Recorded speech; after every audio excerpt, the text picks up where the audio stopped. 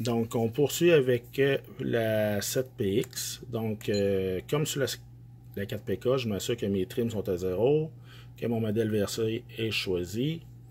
Donc, pour la calibration, j'ai fait mes calibrations mécaniques. Tout est parfait. On va dans le menu de calibration. C'est un peu différent ici. Système, calibration. Je veux calibrer la wheel, donc c'est le steering. Il me demande de calibrer le neutre du steering. Donc une coupe de coups. Voilà. J'appuie sur neutre confirmé. Maintenant le left et le right. Et voilà, on voit que le hockey, les maximums sont atteints. On fait endpoint et voilà, le steering est calibré. Je refais la même chose avec trigger qui se trouve avec le throttle. Donc, on vérifie que tout est au centre. On fait une coupe de coups, on relâche. J'accepte mon neutre de throttle. Même chose pour les endpoint brake forward. On relâche, endpoint, et voilà, c'est calibré. Donc, nous avons notre 7PX de calibré avec son maximum range au niveau du steering et du throttle. J'ai rien oublié. Non, on se ressort. C'est parfait. Voilà.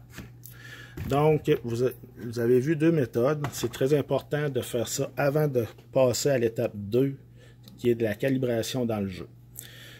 Donc, ça conclut un peu le vidéo mécanique. J'espère que ça va vous avoir aidé. C'est vraiment une partie à faire. Ça paraît compliqué, mais ça ne l'est pas. Aussitôt qu'on l'a fait au moins une fois sur notre radio, on le sait comme pour toujours. Donc, quand on a un doute de calibration, on refait notre calibration sur notre radio, puis la plupart du temps, ça règle nos problèmes. On se revoit pour la partie numéro 2, qui va être la calibration dans le logiciel VRC.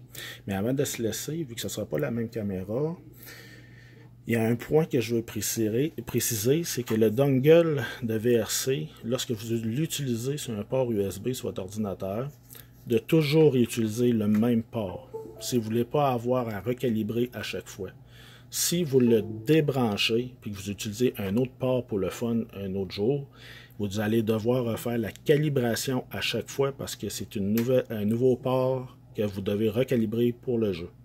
Moi, personnellement, j'utilise toujours mon premier port de VRC, mon premier port USB pour VRC, le premier du bord, puis je m'assure que ce soit toujours lui qui soit utilisé pour éviter d'avoir à recalibrer dans le jeu à toutes les fois puis avoir des problèmes.